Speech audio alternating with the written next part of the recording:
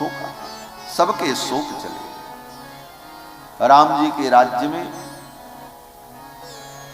कभी किसी पिता को अपने पुत्र के मरने का दुख नहीं हुआ। न पुत्र मरणम केचित् द्रक्ष्यन्ति पुरुषाः क्वचित्। 11,000 वर्ष तक राम जी के राज्य में किसी पिता को अपने पुत्र के मरने का दुख नहीं हुआ कि पिता के सामने बेटा मर जाए और बेटे का अंतिम संस्कार हो और पिता देखे। ये तो दुर्भाग्य ही है कि बाप के सामने बेटा मरे और बेटे के मरण का दुख बाप को, पिता को भोगना पड़े। ये दुर्भाग्य है। राम जी के राज्य में 11,000 वर्ष तक किसी पिता को यह दुख नहीं अनुभव हुआ। राम जी ने विचार किया, मेरे वियोग में मेरे पिताजी ने अपने प्राणों का त्याग किया, पुत्र के शोक में पिता का मरण हुआ, तो अब मेरे राज्य में कभी किसी पिता को अपने पुत्र का शोक न हो। इसलिए राम जी के राज्य में 11,000 वर्ष तक कभी किसी पिता को अपने पुत्र के मरने का दुख। न पुत्र मरणम केचित् द्रक्ष्यन्ति पुरुषाः क्वचित्। समझने में दिक्कत नहीं होगी। वाल्मीकि जी की पंक्तियां बड़ी सरल हैं। शाब्दिक दृष्टि से वाल्मीकि जी की पंक्ति बहुत सरल है। लोग कहते हैं महाराज संस्कृत में है, कैसे समझ में आएगा। अगर विचार करो तो श्रीमद् भागवत महापुराण की पंक्तियां बहुत कठिन हैं श्रीमद् वाल्मीकि रामायण की अपेक्षा। वाल्मीकि जी के रामायण की पंक्तियां बहुत सरल है, हां, लेकिन भाव के गांधीर्य पर विचार किया जाए तो वाल्मीकि जी के जो भाव गांधीर्य में विशेषता है, भाव की गंभीरता है, तत्व का वर्णन है, वो बहुत गंभीर है। वो तो जितना अंदर जाओ उतने रहस्य मिले, उतना आनंद प्राप्त हो। लेकिन शाब्दिक दृष्टि से विचार करें तो वाल्मीकि जी की रामायण की शब्दावली बड़ी सरल है। सामान्य संस्कृतज्ञ भी इसी धीरे धीरे समझ जाता है। न पुत्र मरणम केचित् द्रक्ष्यन्ति पुरुषाः क्वचित्। अब इसका अर्थ समझाने की जरूरत नहीं। राम जी के राज्य में कोई पिता अपने पुत्र के मरण का दुख नहीं देखा, सीधा सीधा। न पुत्र मरणम केचित् द्रक्ष्यन्ति पुरुषाः क्वचित्। और नार्यश्चा विधवा नित्यम भविष्यन्ति पतिव्रता। राम जी के राज्य में 11,000 वर्ष तक कोई स्त्री विधवा नहीं हुई।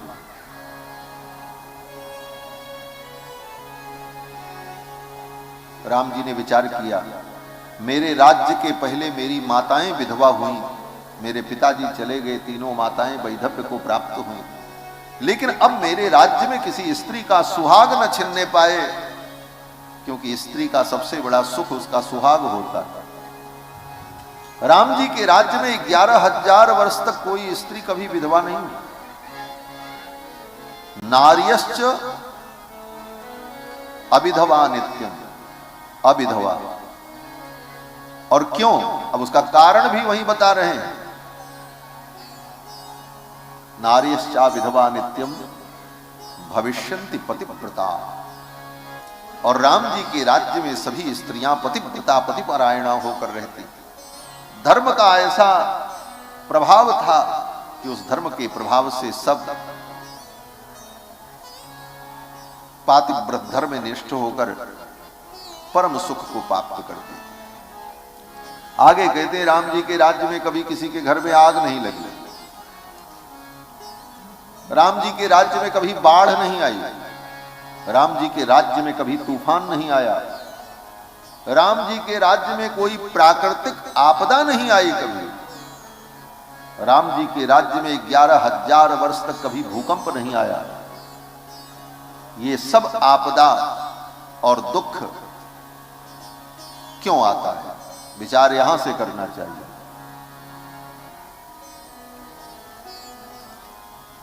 दुख के मूल कारण पर विचार करना चाहिए। आज शरीर में रोग हो जाए, व्याधि हो जाए, तो डॉक्टर भी विचार करते हैं इसका मूल कारण क्या है, जांच करते हैं, डायग्नोसिस होती है।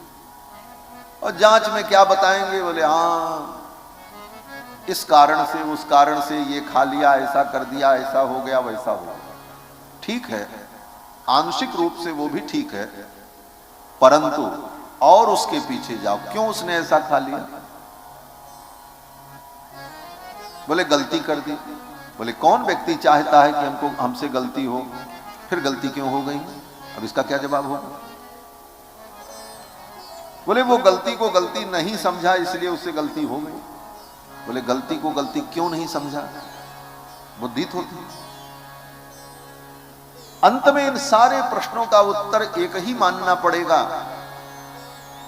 कि संसार में जितना भी दुख है, उस दुख का एकमात्र कारण है पाप, और संसार में जो भी सुख है उसका एकमात्र कारण है पुण्य। सुख और दुख ही पाप पुण्य का कारण है, कोई वस्तु पाप दुख सुख का कारण नहीं होती। एक व्यक्ति दही खा ले, जिसको संग्रहणी रोग हुआ है, वो दही खा ले, बोले वही दही उसके लिए अमृत बन जाएगा। और जिसको टाइफाइड हुआ हो, जिसको मलेरिया हुआ हो, उसको दही खिला दो, क्या होगा? बोले महाराज मर जाएगा, भयानक स्थिति हो जाएगी। बोले वस्तु तो वही थी। वस्तु में अगर अच्छा बुरा कुछ गुण धर्म होता तो दोनों को एक जैसा प्रभाव पड़ता, एक के लिए अच्छा हो गया, एक के लिए बुरा हो गया। वस्तु वही थी, तो वस्तु के कारण नहीं हुई, दोनों के कर्म भेद थे। उसके कर्म अलग थे, उसके कर्म अलग थे, उसके पाप थे, इसका पुण्य था। वही वस्तु उसके लिए सुख कारक बन गई और वही वस्तु दूसरे के लिए दुख कारक बन गई। पाप पुण्य ही दुख सुख का मूल है, और पाप पुण्य ही संपूर्ण सृष्टि की व्यवस्था का मूल है। काहु न को सुख दुख कर दाता, निजकृत कर्म भोग सब भ्राता। इस रहस्य को, वेद के इस रहस्य को, कर्म के रहस्य को, धर्म को जानने वाले धर्मवेत्ता अनुभव करते हैं। भगवान श्री राम ने जाना कि अगर किसी को तुम सुखी करना चाहते हो, ये बड़ा सुंदर सूत्र है, अपने जीवन में भी समझो। अगर आप किसी को सुखी करना चाहते हो तो वो सुखी कब होगा? बोले वो अपने जीवन में धर्म का पालन करेगा तो धर्म से उसे सुख मिलेगा। धनात् धर्मः ततः सुखम, शास्त्र कहता है।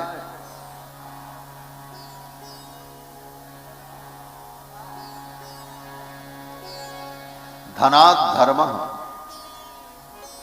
न्याय पूर्वक आपने जीवन में धन कमाया और उससे आपने जीवन में धर्म किया तो उसी धर्म से आपको सुख मिलेगा। धन से डायरेक्ट सुख नहीं मिलता। आजकल लोगों की सोच है धन कमा लो, सारे सुख खरीद लो।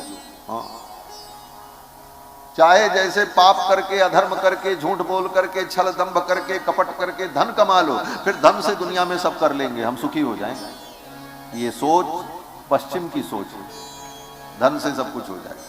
और हमारे पूर्व की, भारत की सोच क्या है, यहाँ के ऋषि मुनियों की सोच क्या है? बोले धर्म पूर्वक धन कमाओ, धन भी अन्याय से, अधर्म से नहीं, धर्म पूर्वक धन कमाओ, फिर उस धन से तुम धर्म करो, फिर वो धर्म तुमको सुखी करेगा। ये सिद्धांत।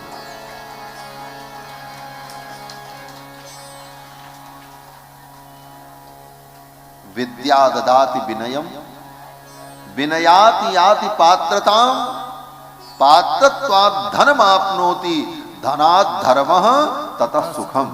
ये क्रम है सुख का। सुख कैसे मिलेगा? कहते हैं पहले ज्ञान प्राप्त करो, पहले ज्ञानी बनो, ज्ञान प्राप्त करो। ज्ञान होना बहुत जरूरी है, धन होना उतना जरूरी नहीं, धन की जरूरत तो बाद में, पहले ज्ञान होना जरूरी है। आपके पास 10-20 हजार रुपए हो न हो वो महत्वपूर्ण नहीं, लेकिन ये महत्वपूर्ण है कि आपको ये ज्ञान हो कि जहर खाने से व्यक्ति मर जाता है। 50,000 रुपए ही पॉकेट में हो, लेकिन आपको ये ज्ञान न हुआ कि जहर खाने से मर जाता है, तो एक दिन खुद जहर खा के मर जाओगे, पता ही नहीं पाओगे कि इस विष के पीने का लाभ क्या है, इसका नुकसान क्या है। तो पहले जीवन में ज्ञान जरूरी है, उचित अनुचित का ज्ञान, विवेक। तो विद्या ददाति विनयम, पहले जीवन में विद्या आए और विद्या से विनम्रता आए। विद्या का मतलब ही है विनम्रता। विनम्रता नहीं आई तो विद्या नहीं आई है, तुम्हारे जीवन में अविद्या आई है, वो अविद्या तुम्हारा नाश कराएगी। विद्या ददाति विनयम, विनयाति याति पात्रताम। और जब विद्या के द्वारा विनय जीवन में आएगा तो वो विनय तुमको पात्रता प्रदान करेगा, तुम सत्पात्र बन जाओगे। क्योंकि पात्रता जीवन में होना बहुत जरूरी है। हमारे जीवन में धन आए, लेकिन धन की पहले पात्रता तो बने। विद्या विनय से संपन्न पात्रता अगर नहीं है तो वो धन पाने की पात्रता उसके अंदर नहीं। और अगर धन पा गया तो उस धन से वो सुखी भी नहीं हो पाएगा, उसके धन से लोगों का अनिष्ट भी होगा। इसीलिए शास्त्र ने कहा विद्या ददाति विनयम विनयाति याति पात्रताम। पात्रत्वात् धनमाप्नोति, और पात्रता आने पर जब उसे धन मिलेगा तो उस धन से क्या होगा, बोले धनात् धर्म, तब उस धन से धर्म होगा, तब जो है उसे सुख मिलेगा। धनात् धर्म ततः सुखम, ये क्रम है। तो जीवन में जो सुख है वो धर्म के कारण है। आज भी आपको जो सुख मिल रहा है आपके धर्म का फल है। आपने जो अच्छा किया है उसका परिणाम है जो सुख मिल रहा है। इसलिए राम जी ने विचार किया, किसी को पॉकेट में पैक करके सुख नहीं दिया जा सकता, किसी को सुख का किट बना करके दे दिया जाए, जाओ अब तुम सुखी हो जाओगे, बोले ऐसा नहीं होता। किसी को धन दे देंगे वो सुखी हो जाएगा, बोले नहीं। किसी को सुखी बनाना है तो उसकी बुद्धि को धर्म में प्रेरित करो, वो धर्म परायण बनेगा तो सुखी हो जाएगा। कुछ मत दो, केवल उसके विवेक को, उसकी बुद्धि को धर्म में लगा दो, ये तुम्हारा सबसे बड़ा उपकार उसके ऊपर होगा। इसीलिए दुनिया में सबसे बड़े उपकारी कौन माने जाते हैं, बोले दुनिया में सबसे बड़े उपकारी वे महात्मा संत माने जाते हैं जो दुनिया को धर्म का उपदेश देकर के सन्मार्ग में लगाते हैं। उनसे बड़ा दानी दुनिया में कोई नहीं है। बड़े बड़े राजा अपना खजाना खोल करके लुटा दें, सोना चांदी अन्न पानी, लेकिन उनको बड़ा दानी नहीं कहा गया। लेकिन जो भगवान की कथा सुना करके, धर्म की चर्चा सुना करके, धर्म का वर्णन करके लोगों के अंदर धर्म की प्रतिष्ठा करता है, गोपियां कहती हैं उससे बड़ा दानी इस धरती पर कोई नहीं। श्रीमद् भागवत पढ़ लेना, श्रीमद् भागवत महापुराण में गोपियां कहती हैं तव कथामृतम तप्त जीवनम कविभिरीडितम कल्मषापहम श्रवण मंगलम श्रीमदाततम भुवि गृह्णन्ति ते भूरिदा जना। गोपियां कहती हैं हे गोविंद, भुवि गृह्णन्ति ते भूरिदा जनाः, जो आपकी कथा का दान करते हैं, जो आपके चरित्र को सुना करके समाज की रक्षा करते हैं, लोगों के हृदय में धर्म की प्रतिष्ठापना करते हैं, भूरिदा जनाः, उनसे बड़ा दानी इस धरती पर कोई नहीं। तो लोगों की बुद्धि में धर्म की प्रेरणा भेजना, धर्म की प्रेरणा देना, ये सबसे बड़ी सेवा है समाज। धर्म रहेगा तो सब कुछ रहेगा। धर्म ही इस जगत का सार है। तो राम जी ने यही किया। राम जी के काल में आप पढ़ लो, कहीं ऐसा नहीं लिखा है कि राम जी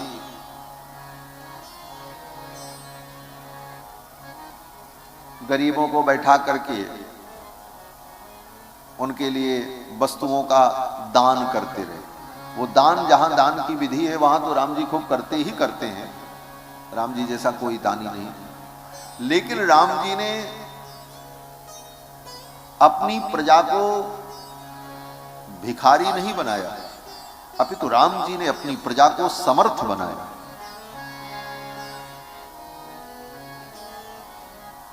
वो कुछ न करे, निकम्मा बन करके बैठा रहे, उसके पेट भरने के लिए दिया जाए, देते रहो, बोले ये तो तुम उसे भिखारी बना रहे हो। ये भिखारी बनाने की प्रवृत्ति, उसे समर्थ बनाने की नहीं। राम जी ने भिखारी नहीं बनाया अपनी प्रजा को, उन्होंने समर्थ बनाया। राम जी अपनी प्रजा को उपदेश करते, कर्म करो, अपने अपने कर्म की निष्ठा को दृढ़ करो, धर्म का आचरण करो और इससे तुम्हें सुख मिलेगा। और राम जी के इस उपदेश को सुनकर प्रजा धर्म का पालन करती और धर्म के पालन से सबको सब सुख मिलता। राम जी अपने दरबार में बैठ करके यही एक काम करते थे, बस अपनी प्रजा को प्रवचन सुनाते थे। भाषण नहीं सुनाते थे, प्रवचन सुनाते थे। और भाषण में दूसरे की निंदा नहीं करते थे, धर्म का उपदेश करते। और राम जी के प्रवचन को सुन करके लोग अपने अपने धर्म का पालन करते। व्याख्यांतम भरतादिभिः परिवृतम रामम भजे श्यामलम। दरबार में राम जी का व्याख्यान होता था। राम जी की जब संसद बैठती थी तो संसद में विचार के लिए कोई मुद्दा होता ही नहीं था। आज मुद्दा होता विचार का, यहां दंगा हो गया, वहां फसाद हो गया, वहां ऐसा हो गया, ये समस्या, इन समस्याओं पर विचार होता है। राम जी की संसद में इन समस्याओं पर विचार नहीं होता था। क्यों? बोले ये सब समस्याएं ही नहीं थी, कोई समस्या ही नहीं थी तो विचार किस पे? राम जी के राज्य में न कोई दीन था, न कोई हीन था, न कोई मलिन था, न कोई दुखी था। राम जी के राज्य में जब संसद बैठती थी तो क्यों बैठे हुए, क्या चर्चा करें? राष्ट्र में सब कुछ ठीक है, किस विषय पर संसद चर्चा करे? तो राम जी की संसद में चर्चा का विषय केवल एक होता था, धर्म। धर्म पर चर्चा होती। कोई व्यक्ति प्रश्न करता था, ये धर्म क्या है, इसको कैसे किया जाए, शास्त्र में ये बात कही गई है, इसका तात्पर्य क्या है? केवल इन्हीं विषयों पर राम जी की संसद में चर्चा होती। राम जी की लोकसभा में, और वहां लोकसभा में बोलने के लिए राम जी की संसद में हर कोई व्यक्ति बोले, कौआ कोयल सब बराबर? बोले ऐसा नहीं था राम जी को। जो जिस विषय का मर्मज्ञ है, विज्ञ है, वो अधिकार पूर्वक बोलता था। आज तो जिसको देखो वही ज्ञान दे रहा हमारा। हर धान 22 पसेरी वाली व्यवस्था हो गई। लेकिन राम जी के दरबार में जाबाली, मार्कंडे, असित, गौतम, व्यास, देवल, कात्यायन, वशिष्ठ जैसे महामुनि बैठते और धर्म की चर्चा हुआ। प्रजा कुछ पूछती तो राम जी प्रस्ताव करते, मुनिवर आप कहें, मुनिवर आप बताएं।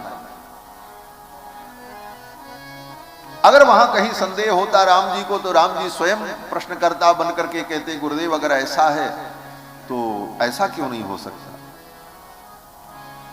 जो शंका श्रोता के मन में उत्पन्न हो राम जी ही उत्पन्न करके प्रश्न कर देते, और फिर वे बड़े बड़े मुनि महात्मा लोग उत्तर देते। फिर राम जी उन सब उत्तरों को सुन करके अपने वाक्यों के द्वारा उसे समर्थित करते, उसका समर्थन करते। प्रजा इन विषयों को सुनती और इसी के द्वारा लोगों में धर्म की प्रतिष्ठा होती। व्याख्यांतम भरतादिभिः परिवृतम रामम भजे श्यामलम। और इस धर्म की प्रतिष्ठा के कारण राम जी के राज्य में सब लोग सुखी थे। लोग अपने अपने धर्म का पालन करते, इसलिए सब सुखी। और इस प्रकार राम जी ने 11,000 वर्ष तक राज्य किया। और फिर 11,000 वर्ष राज्य करके राम जी भगवत धाम, अपने निज धाम गए। 10 वर्ष सहस्राणि 10 वर्ष शतानि च रामो राज्य मुपासित्वा ब्रह्मलोकम प्रयास्यति। राम जी तो चले गए। लोगों ने कहा इतना सुंदर राम जी का राज्य, राम जी ने ऐसी धर्म की सुंदर व्यवस्था दी, अब आगे आने वाले समय में ये मार्ग कौन बताएगा? तो ऋषियों ने कहा आने वाले लाखों लाखों वर्षों तक ये राम जी का चरित्र ही सारे समाज का मार्गदर्शन करेगा। राम जी तो 11,000 वर्ष मार्गदर्शन करके अपनी लीला को पूर्ण करके चले गए। लेकिन राम जी ने जो जगत को उपदेश किया, उस उपदेश की जरूरत सदा रहेगी इस दुनिया को, इस संसार को। बोले तो आने वाली पीढ़ियों को उपदेश कहां से प्राप्त हो? तो राम जी के उस चरित्र को महर्षि वाल्मीकि ने रामायण में निबद्ध किया, और आज भी राम जी का वो चरित्र हमारे लिए कल्याणप्रद है और धर्म का मार्ग बताने वाला है। महर्षि वाल्मीकि कहते हैं, इदम पवित्रम पापघ्नम पुण्यम वेदैश्च सम्मितम। यह राम जी का चरित्र जो वेद सम्मत है, इदम पवित्रम पापघ्नम, जो पवित्र है और पाप का नाश करने वाला, पुण्यम वेदैश्च सम्मितम, पुण्य को प्रदान करने वाला, वेद सम्मत, वेद के समान जो राम जी का चरित्र है।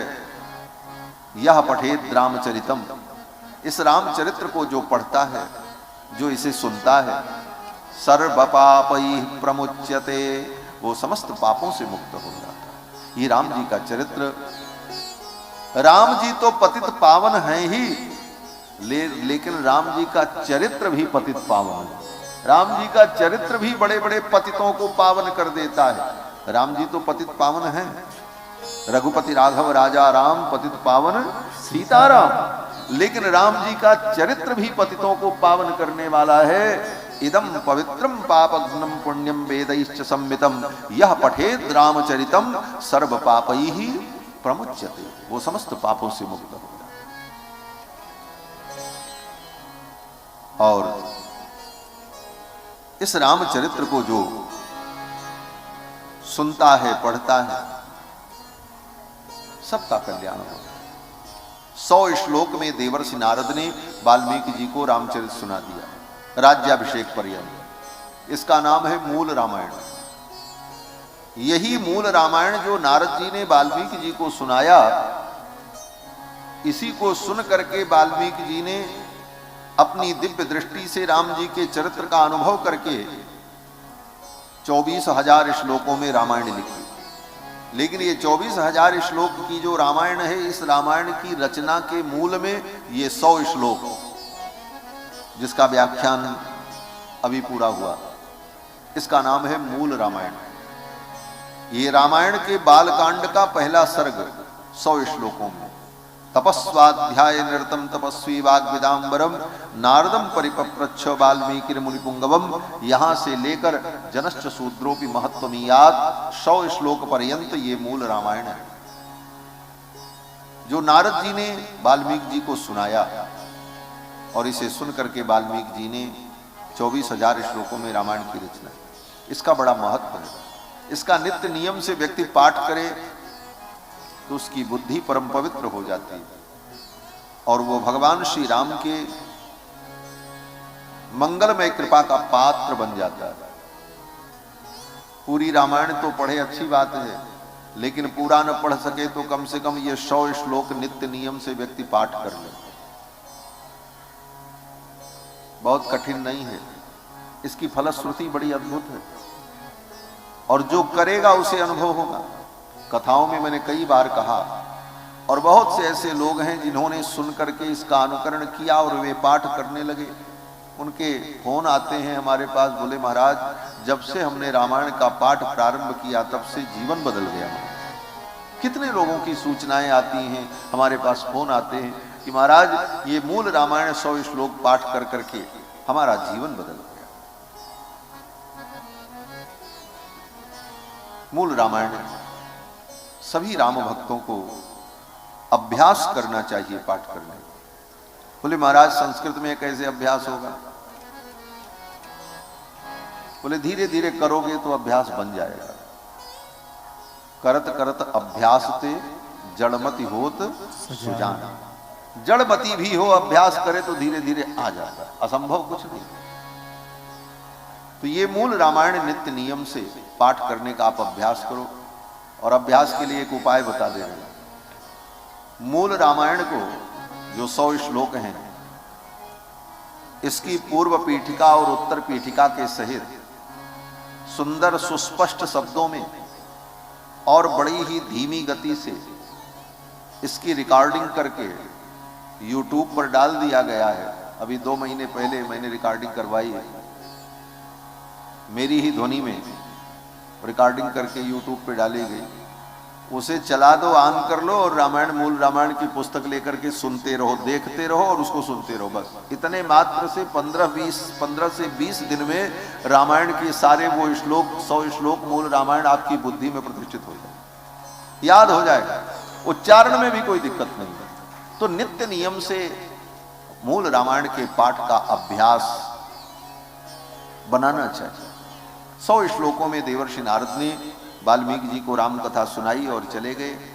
नारद जी के चले जाने के बाद महर्षि वाल्मीकि अपने शिष्य भरद्वाज जी के साथ तमसा नदी के तट पर स्नान करने गए। मध्याह्न की बेला थी। नारद जी विदा हुए तो वाल्मीकि जी ने अपने शिष्य भरद्वाज से कहा, चलो स्नान करके आते हैं, मध्याह्न संध्या करते हैं। तमसा नदी के तट पे आए, वहां क्रौंच पक्षी विहरण कर रहे थे। एक बहेलिया आया और एक बहेलिये ने, शिकारी ने क्रौंच पक्षी को मार दिया। वो क्रौंच पक्षी जब मरा तो उसकी जो मादा थी वो करुण क्रंदन करने लगी। खून से लथपथ उस पक्षी को देखकर महर्षि वाल्मीकि के हृदय में करुणा उत्पन्न हुई और महर्षि वाल्मीकि ने उस निषाद को शाप दे दिया। अरे क्रूर, तूने इस निरीह पक्षी को मारा, जा, तुझे कभी प्रतिष्ठा प्राप्त नहीं होगी, तू बहुत दिन जीवित नहीं रहेगा। मां निषाद प्रतिष्ठां त्वं अगम शाश्वती समाह। हे निषाद, तुम्हें शाश्वती प्रतिष्ठा कभी प्राप्त नहीं होगी। यत् क्रौंच मिथुनादेकम अवधि काम मोहितम। इस क्रौंच पक्षी में जो नर था उसको तुमने मारा। महर्षि वाल्मीकि ने शाप दिया। ये जो शाप दिया है वाल्मीकि जी ने, मां निषाद प्रतिष्ठां त्वं अगम शाश्वती समाह यत् क्रौंच मिथुनादेकम अवधि काम मोहितम, ये 32 अक्षर में अनुष्टुप छंद में श्लोकबद्ध शाप दिया। ये विश्व की प्रथम कविता यही है, मां निषाद प्रतिष्ठां। वाल्मीकि के मुख से प्रथम कविता यही निकली, उस निषाद को शाप देने की, आदि कवि की वाणी में। और इसी पर बड़े बड़े साहित्य के विद्वानों ने चर्चा की है। शोकः श्लोकत्वमागतः। महर्षि वाल्मीकि के हृदय में जो शोक था वह शोक ही श्लोक बन करके निकल आया, वही श्लोक बन गए और वही आदि कवि का वचन प्रथम कविता के रूप में प्रकट हुई। फिर नारद जी हो, महर्षि वाल्मीकि अपने शिष्य भरद्वाज के साथ अपनी कुटिया में आए। फिर ब्रह्मा जी का आगमन हुआ। ब्रह्मा जी ने आकर के कहा, मुनिवर, मेरे पुत्र नारद के द्वारा जो तुमने राम कथा सुनी है उसका तुम विस्तार करो। वाल्मीकि जी ने कहा, देवर्षि ने तो हमें 100 श्लोकों में सुनाया है, हम कैसे विस्तार कर पाएंगे। ब्रह्मा जी ने कहा, मैं आशीर्वाद देता हूं, राम जी का संपूर्ण चरित्र तुम्हारे हृदय में प्रकट हो जाए। ब्रह्मा जी आशीर्वाद देकर के चले गए और फिर महर्षि वाल्मीकि के हृदय में संपूर्ण रामचरित्र प्रकट हुआ।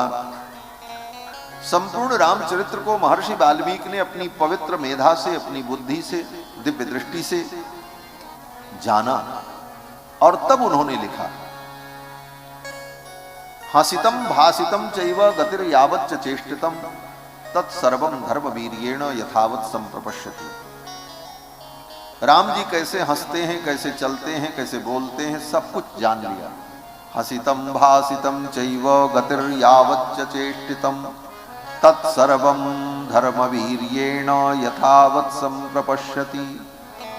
और फिर महर्षि वाल्मीकि ने अपनी परम पूत लेखनी के द्वारा 24,000 श्लोकों में रामायण लिख डाली और लिख करके भगवान के पुत्र कुश और लव को पढ़ाया।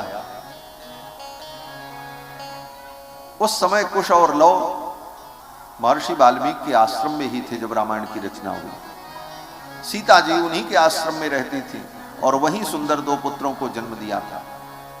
वाल्मीकि जी ने उन्हीं दोनों बालकों को संपूर्ण रामायण पढ़ा दी और फिर कुश और लव ने इस रामायण को महर्षि वाल्मीकि के आश्रम में पहले सुनाया। वाल्मीकि जी ने कहा यहां गाओ। वहां जब गाया तो बड़े बड़े मुनि महात्मा बैठ करके इस रामायण को सुन करके आनंदित हुए और सब ने सुनने के बाद दोनों कुमारों को खूब आशीर्वाद दिया। वाह, कितनी सुंदर कथा सुनाई। चिर निर्वृत्तमप्येतत् प्रत्यक्षमिव दर्शितम, जो घटना बहुत पहले घटित हो चुकी थी उस घटना का ऐसा वर्णन कर रहे हैं जैसे वो आंखों के सामने घटित हो रही। कथा सुनकर के मुनि महात्मा प्रसन्न हुए और सब ने कुश और लव दोनों भाइयों को अनेक वस्तुएं उपहार में दी। क्यों? बोले कथा सुनाने वाले को कुछ न कुछ पत्र पुष्प समर्पण करना चाहिए, ये विधि है। उन महात्माओं ने कुश और लव को समर्पण किया।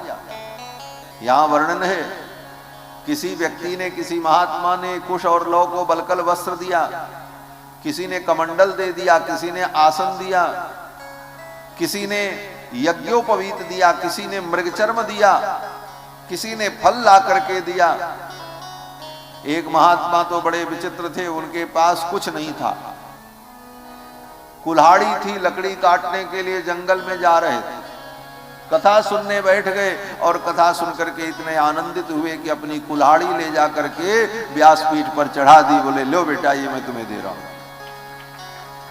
कुठारम अपरो मुनि ही, महर्षि वाल्मीकि लिखते हैं कि उन महात्मा ने अपना कुठार ही ले जा करके चढ़ा दी। जटाबंधन वन्यस्तु, एक महात्मा थे, उनके पास कुछ नहीं था, बड़े विरक्त महात्मा थे। कथा सुने, क्या चढ़ा में? तो जटा बांधने वाली जो डोरी थी, जिस डोरी से अपनी जटाओं को बांधते थे, क्योंकि तब के जमाने में हेयर बैंड तो होता नहीं था, जटा उटा बांधने के लिए रस्सी उस्सी का उपयोग करना पड़ता था। पतली रस्सी भर करके, वो भी कुश की बनी हुई, मुंज की बनी हुई पतली मुलायम रस्सी का बंधन बनता था, उसी से महात्मा लोग अपनी जटा को बांध करके एकत्रित कर देते थे। तो जटा बंधन मन्यस्तु, किसी महात्मा ने अपना जटा बंधन खोल करके चढ़ा दिया। कहा लो बेटा, ये तुम्हारे काम आएगी, तुम्हारे केश बड़े बड़े हैं, बांधने के उपयोग में। जटा बंधन मन्यस्तु काष्ठ रज्जुम मुदान्विताः, और कुछ महात्माओं ने काष्ठ रज्जु भेंट किया, किसी ने लकड़ी का पीढ़ा भेंट कर दिया, जिसको जो मिला। सब ने अपनी अपनी श्रद्धा के अनुकूल कुश और लव को अनेक वस्तुएं प्रदान की। महर्षि वाल्मीकि बड़े प्रसन्न हुए। इन बालकों ने इतनी सुंदर कथा सुनाई। अब इनकी कथा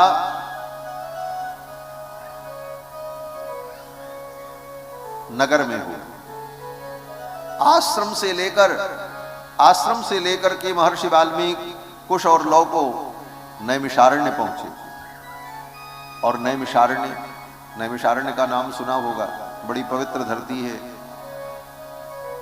और नैमिषारण्य का मिथिला से बड़ा अद्भुत संबंध भी है। क्या संबंध मिथिला से? बोले मिथिला की वो धरती जहां जानकी जी प्रकट हुई, और नैमिषारण्य की वो धरती जहां पर जानकी जी धरती में समाहित हुई।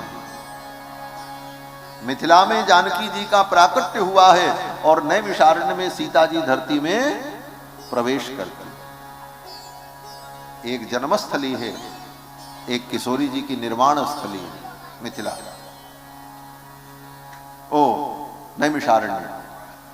इसीलिए उस जनपद का नाम भी आज भी सीतापुर है। जैसे सीता जी जहां प्रकट हुई उसका नाम सीतामही, उसी तरह वहां जहां सीता जी भूमि में प्रवेश की उसका नाम सीतापुर आज भी जनपद है। और उसी सीतापुर जनपद में नैमिषारण्य की भूमि है, जो परम पवित्र तीर्थ है। जिस नैमिषारण्य में 88,000 शौनकादि मुनियों को श्री सूत जी महाराज ने समस्त पुराणों की कथा सुनाई। बड़े बड़े ऋषियों की तपस्थली नैमिषारण्य, और सतयुग का तीर्थ है, आज का तीर्थ नहीं। नैमिषारण्य में उस समय राम जी का अश्वमेध यज्ञ चल रहा था। राम जी अयोध्या से अपनी संपूर्ण राज व्यवस्था को लेकर, अपने मंत्रियों को लेकर, पुरोहितों को लेकर नैमिषारण्य में रहकर अश्वमेध यज्ञ कर रहे थे। राम जी का अश्वमेध यज्ञ चल रहा था। तो जब यज्ञ होता है तो वहां बड़े बड़े लोग आते हैं, प्रवचन होता है, व्याख्यान होता है, शास्त्र की चर्चा भी होती है, मनोरंजन भी होता है, आए हुए अतिथियों को प्रसाद भोजन भी मिलता है। तो राम जी का अश्वमेध यज्ञ चल रहा था नैमिषारण्य में। तो महर्षि वाल्मीकि अपने शिष्य कुश और लौ को लेकर वहां पहुंचे और वहीं पास में कुटिया बनाई, क्योंकि अश्वमेध यज्ञ तो 1 वर्ष तक चलेगा, 1-2 दिन का यज्ञ तो था नहीं। तो वही कुटिया बना ली, बोले अब यहीं रह करके थोड़ा आनंद लिया जाए। और कुश लौ को लेकर जब पहुंचे तो महर्षि वाल्मीकि ने कुश और लौ से कहा, अब तुम यहां घूम घूम करके कथा सुनाओ। अब दोनों भाई वीणा बजा बजा करके घूम घूम करके वहां यज्ञस्थल के आसपास कथा सुनाने लगे। लोग सुन सुन करके आते, ऐसी अद्भुत कथा। अब तो कुश और लौ के पीछे अपार भीड़ चलने लगी। वो जिधर जाएं लोग उनके पीछे जाएं, उनकी कथा सुनने के लिए। इतनी सुंदर कथा सुनाते। ये भारतवर्ष अद्भुत प्रेमियों का देश है महाराज। हमने ऐसे ऐसे संत देखे हैं आज के युग में, ऐसे ऐसे महात्मा देखे हैं जिन्होंने कथा के लिए ही अपना पूरा जीवन बिता दिया। जहां जहां कथा हो वहां वहां घूमते रहे और कथा श्रवण करते रहे। ऐसे संत, न कोई मठ बनाया न मंदिर बनाया, केवल बड़े बड़े महापुरुषों के साथ रहकर कभी कहीं कथा सुन रहे हैं, कभी कहीं कथा सुन रहे हैं। फिर मन किया बोले अब चलते वहां कथा सुनते हैं, अब वहां उनकी कथा हो रही वहां चल करके सुनते। ये कथा ही उनके जीवन का उद्देश्य बन गई और उसी में पूरा जीवन बिता दिया। ऐसे ऐसे महात्मा, कई महात्मा। एक आपके मिथिला के ही महात्मा थे राम रतन बाबा, मदन दास जी महाराज। उनको हमने देखा महाराज जीवन भर हमारे स्वामी जी के साथ में घूम घूम करके कथा श्रवण करते रहे। फिर बक्सर वाले पूज्य मामा जी के साथ, फिर मलूक पीठ वाले महाराज जी के साथ, ऐसे किसी न किसी संत के साथ पूरे जीवन कथा ही सुनते और उसी में जीवन उनका पूर्ण हो गया। जीवन में अगर आपकी कथा है, आपके आगे कथा, पीछे कथा, बगल में कथा, बुद्धि में कथा, मस्तिष्क पर कथा, कथा में ही रहो।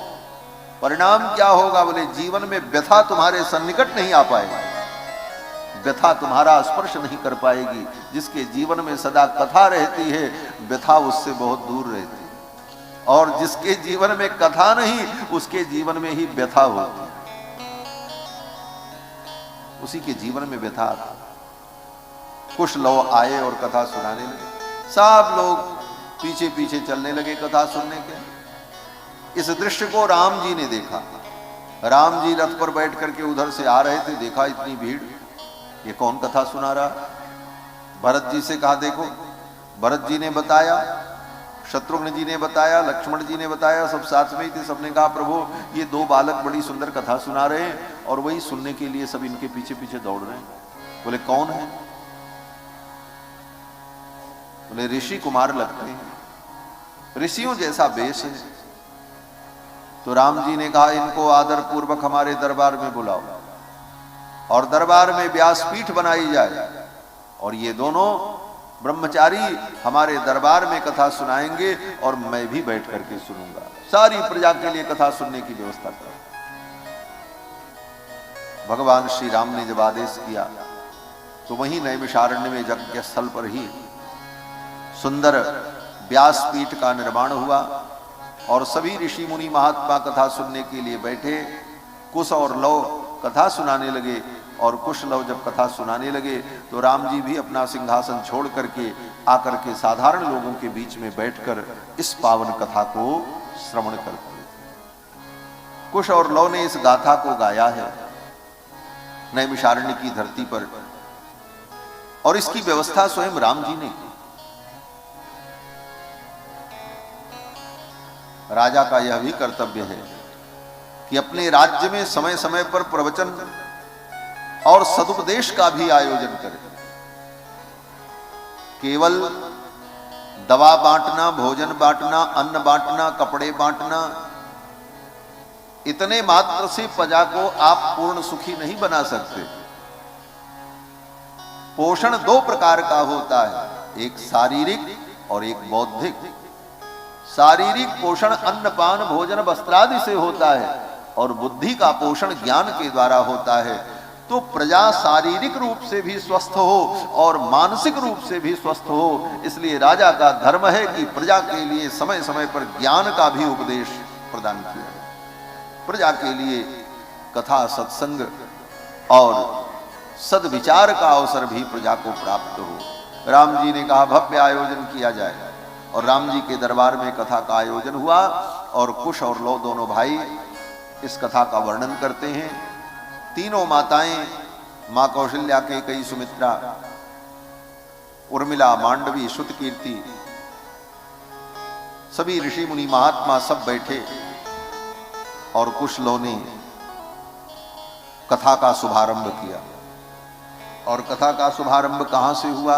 बोले सबसे पहले अयोध्यापुरी का वर्णन करते हैं और फिर अयोध्यापुरी का वर्णन, फिर दशरथ जी का वर्णन, फिर दशरथ जी महाराज पुत्र प्राप्ति के लिए यज्ञ करते हैं इसका वर्णन, फिर राम जी का प्राकट्य, फिर राम जी की बाल लीला, फिर राम जी की विवाह लीला।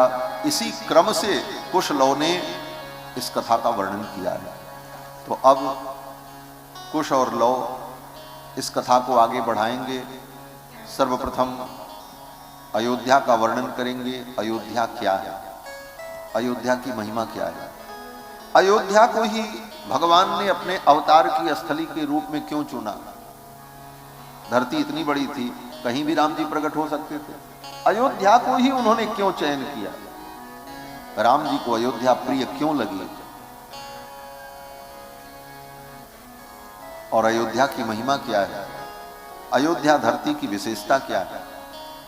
इन सब विषयों का वर्णन करते हुए सबसे पहले कुश और लौ ने अयोध्या का अद्भुत वर्णन किया है।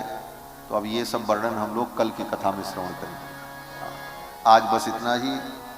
अल्पारंभो क्षेमकर, किसी भी कार्य की शुरुआत थोड़े से होती है तो क्षेमकर होती है, आगे वो और बढ़ती है। अब पहले ही ज्यादा कर दो तो फिर